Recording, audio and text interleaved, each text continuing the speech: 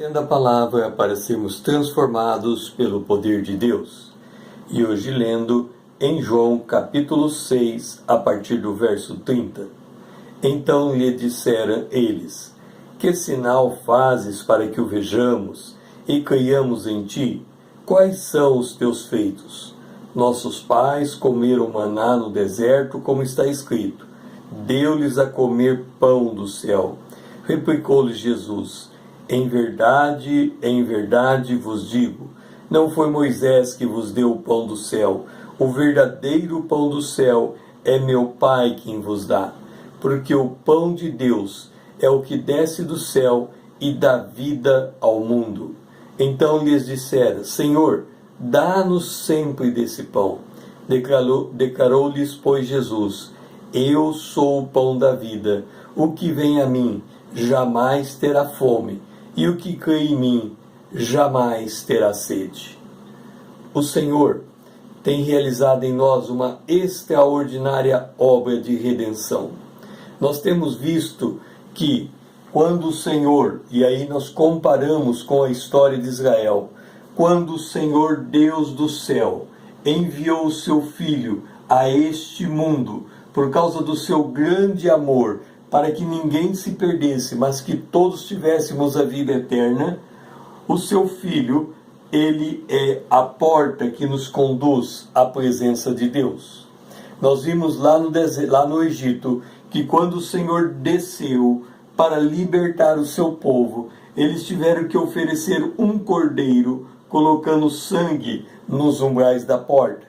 E o anjo da morte, que passou no Egito naquela noite, protegeu o sangue aspergido nas portas de Israel, proteger as famílias de Israel. Os israelitas que tinham o sangue nos umbrais da porta estavam protegidos do anjo da morte.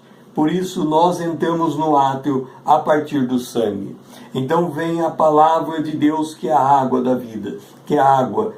A palavra de Deus nos lava, ela nos purifica. Jesus disse: vocês já estão santificados pela palavra que eu vos tenho dito. Lá no deserto, eles tiveram que atravessar o Mar Vermelho e se formou 2 paredão de água, como que batizando o povo de Israel por meio do passar pelas águas. Depois nós vimos de que, entrando dentro do lugar santo, nós temos o candelado, que representa o Espírito Santo de Deus, o Espírito que nos ilumina para compreender as coisas de Deus. Lá no deserto, a presença do Espírito é acompanhado pelas nuvens durante o dia e colunas de fogo durante a noite, que guiava Israel por meio do deserto. Diariamente, a nuvem e a coluna de fogo estava com Israel, conduzindo-os pelo deserto. E nós vimos que a função do Espírito é nos guiar em toda a verdade, até que consigamos compreender com clareza o que é estar na presença de Deus. E agora nós vemos aqui uma mesa, onde era colocado 12 pães de proposição. E o Senhor está dizendo aqui, conversando com os israelitas, e os judeus naquela época perguntaram ao Senhor: que sinal fazes para que creiamos em ti? Por quê? Porque eles se lembravam que lá no deserto, durante 40 anos, caía sobre o maná e alimentava o povo no deserto. A Bíblia diz: nem só de pão viverá o homem, mas de toda palavra que desce da boca de Deus. E nós vemos aqui o Senhor explicando aos judeus o que significava o maná que descia diariamente lá no deserto. Replicou-lhe Jesus: em verdade vos digo, não foi Moisés que vos deu o pão do céu. O verdadeiro pão do céu é meu Pai quem vos dá. E agora ele continua dizendo: eu sou o pão da vida. O que vem a mim jamais terá fome, e o que crê em mim jamais terá sede. Na nossa jornada na presença de Deus, diariamente precisamos nos alimentar do pão que desce do céu.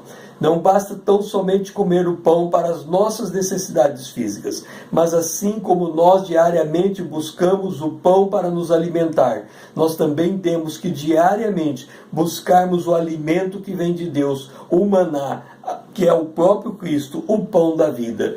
Quem se alimenta desse pão jamais terá fome, e quem crê em Cristo jamais terá sede. Ora, isto é o desenvolvimento da vida cristã. O que Deus requer de nós? E Paulo, escrevendo aos primeiros Tessalonicenses, no capítulo 4, no versículo 13, ele diz: a vontade de Deus para convosco é a vossa santificação. E ele continua dizendo que buscando a santificação, nós devemos fugir da prostituição. Nós devemos ter o nosso corpo como um templo ao Senhor, para que Ele possa operar santificação. Ele escreve assim: pois esta é a vontade de Deus, a vossa santificação, que vos abstenhais da prostituição, que cada um de vós saiba possuir o próprio corpo em santificação e honra, não com desejo de lascívia, como os gentios que não conhecem a Deus. Observe uma coisa.